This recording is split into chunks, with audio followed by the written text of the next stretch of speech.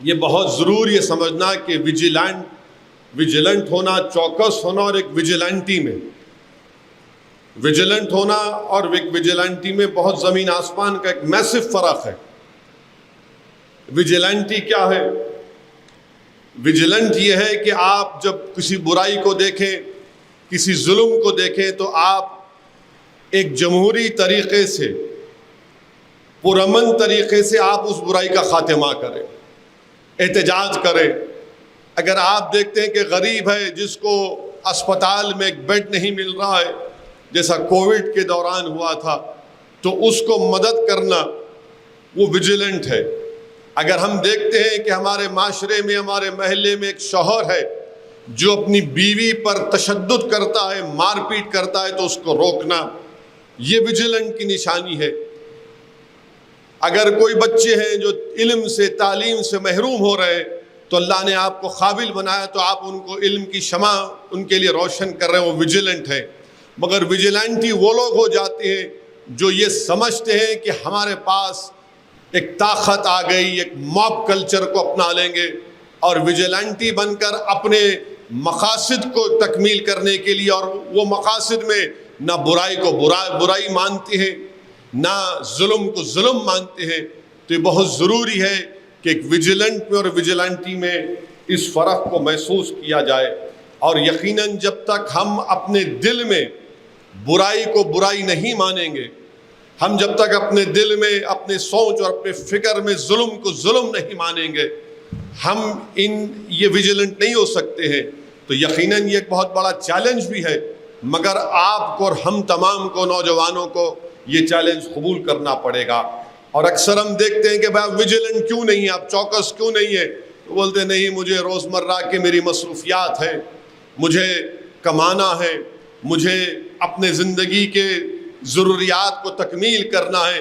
دین اسلام آپ کو کبھی نہیں روکتا آپ کے زندگی کے ضروریات کو تکمیل کرنے کے لیے، مگر یہ جو ایڈجسٹ کرنے کی پالیسی ہے، یہ جو ایڈجسٹ کرنے کی پالیسی ہے کہ نہیں مجھے اپنے روزمرہ کے سٹرگلز ہیں، اور یہی قسم کے لوگ برائی کو ریشنلائز کر دیتے ہیں، یہی قسم کے لوگ ظلم کو ریشنلائز کر دیتے ہیں، اور پھر یہ آگے بڑھ کر ایسا ہو جاتا ہے کہ اپریشن کو بھی مان لیتے ہیں۔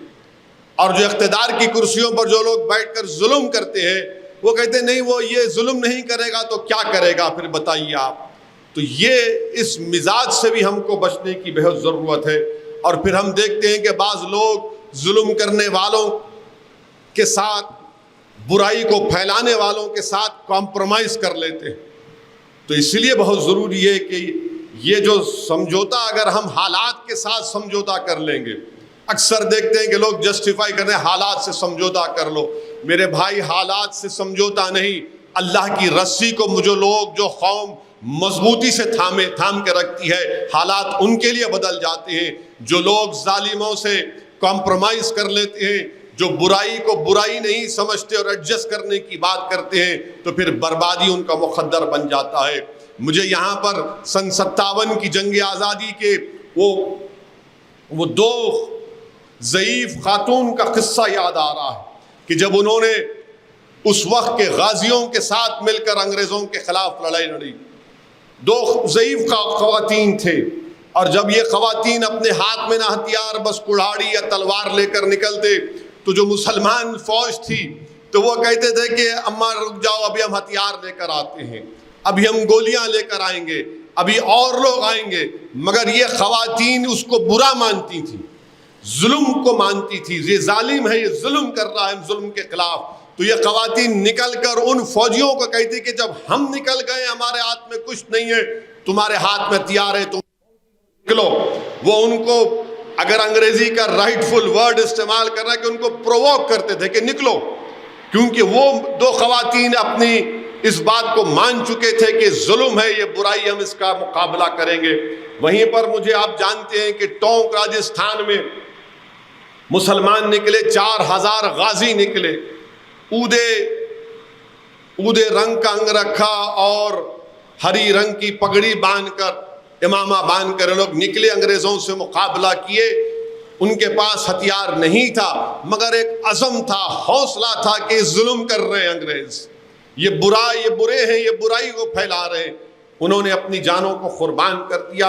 انہوں نے اپنے دل سے، اپنے جسم کے ہر اعضاء کو یہ کہہ دیا تھا کہ ظلم ہے، یہ برائی ہے، ہم اس کا خاتمہ کریں گے. اس وقت تک خاموش نہیں بیٹھیں گے جب تک کہ ہم اس برائی اور ظلم کو نہیں روکیں گے. تو اسی لیے بہت ضروری ہے کہ ویجیلنٹ ہونا ایسنشل ہے مسلمان کے لیے، ضروری ہے. ویجیلنٹی ہونا ضروری نہیں ہے، بلکہ ویجیلنٹی آپ ہوں گے تو پھر آپ ظلم کرنا شروع کر دیں گے. تو ماڈرن ڈیموکریسی میں ویجیلنٹ ہونے کا مطلب یہ ہے کہ آپ کو معلوم ہونا چاہیے کہ آپ کے فنڈامنٹل رائٹس کیا ہیں. ماڈرن ڈیموکریسی میں ویجیلنٹ ہونے کے لیے بہت ضروری ہے کہ آپ کو اپنے اطراف میں کیا ہو رہا ہے اس کی نالج ہونا ضروری ہے. اور نالج بھی ایسی کہ ملک میں کیا ہو رہا ہے، کیسے فیصلے لیے جا رہے ہیں جو مستقبل میں یا موجودہ پریزنٹ میں کیسا اس کا امپیکٹ مسلمانوں پر پڑ سکتا ہے. تو یہ بھی ایک ویجیلنٹ ہونا ضروری ہے. اور آپ جانتے ہیں کہ مثال کے طور پر CAA NPR NRC کا احتجاج ہوا. ہم تمام نے مل کر ایک کامیاب احتجاج پورے ملک میں کیا. بلکہ میں تو یہ کہوں گا کہ بھارت کی آزاد تاریخ میں اگر مسلمانوں نے ویجیلنٹ ہونے کا مظاہرہ کیا تو CAA NPR NRC کا پروٹیسٹ تھا. میں مبارکباد دیتا ہوں آپ کو. مگر اب پرابلم یہاں پر ہے، احتجاج ہوا، اس کے بعد ہم خاموش ہو گئے. اس کے بعد کیا پھر؟ What after being vigilant? اس کے بعد کیا ہوا؟ اس کے بعد ہم خاموش بیٹھ گئے کیونکہ ہم دیکھ لیے کہ حکومت کچھ نہیں کر رہی ہے، رولز نہیں بنا رہی ہے، تو ہم خاموش ہو گئے. یہ ہمارے لیے بہت بڑا پرابلم بن سکتا ہے کیونکہ کنٹینیوس ویجیلنٹ رہنے کی ضرورت ہے. یہ ایک چیز ہے. دوسری چیز یہ ہے کہ بہت سے مسلمانوں میں لوگ یہ بھی نہیں جانتے کہ سپریم کورٹ میں اب ایک کیس آ رہا ہے اور شاید سپریم کورٹ اس کی سنوائی کا آغاز کرے کہ مسلمانوں کو اور کرسچنوں کو دلت سٹیٹس دیا جائے. بہت سے مسلمانوں کو نہیں معلوم. اور ہم کیوں بول رہے ہیں کہ دلت ہے؟ مسلمانوں میں، عیسائیوں میں ہے. اسے کوئی ڈینائی نہیں کر سکتا کہ کاسٹ ایک ریالٹی ہے ملک میں ہمارے. اور ہم ایکوالٹی کی بنیاد پر، آرٹیکل 15 کی بنیاد پر ہم یہ کہہ رہے ہیں کہ مسلمانوں میں دلت کرسچن ہے، دلت عیسائی بھی ہے، اور ان کو یہ پروویژن ملنا چاہیے. اور رنگناتھ مشرا کمیشن کی رپورٹ نے اس کی سفارش بھی کی، ایک ڈسنٹ رپورٹ تھی. ہم کو اس سے باخبر رہنے کی ضرورت ہے. اب جو لوگ اس کی مخالفت کر رہے ہیں، کیوں کر رہے ہیں؟ کیونکہ وہ جانتے ہیں کہ مسلمانوں کو اگر اس کیٹیگری میں شامل کر لیا جائے گا، جو انصاف کا تقاضا ہے، جسٹس کا مطالبہ ہے کہ ان کو شامل کیا جائے، مسلمانوں کرسچن کو، ان کو ڈر یہ لگ رہا ہے کہ وہ ریزرو سیٹس ہیں پارلیمنٹ کی، یہ یہاں سے جیت کر آئیں گے. تو اسی لیے ان چیزوں کے بارے میں بھی آپ کو اور ہم کو ویجیلنٹ رہنے کی ضرورت ہے. دنیا بھر میں مشہور چار مینار اور موبائلز کی دنیا میں مشہور سیل ورلڈ ایٹ چار مینار. موبائل ہو لینا تو سیدھے سیل ورلڈ چلے آنا. ہر برانڈ کے موبائلز کا برانڈڈ شو روم سیل ورلڈ. موبائلز اور اوریجنل موبائل ایسیسریز کے لیے برسوں پرانا جانا پہچانا نام سیل ورلڈ. بالکل ہی واجبی دام اور بھروسے کے موبائلز کے لیے آپ کا اپنا showroom cell world. Think mobile think cell world. Opposite Charminar bus stand Hyderabad. Cell world.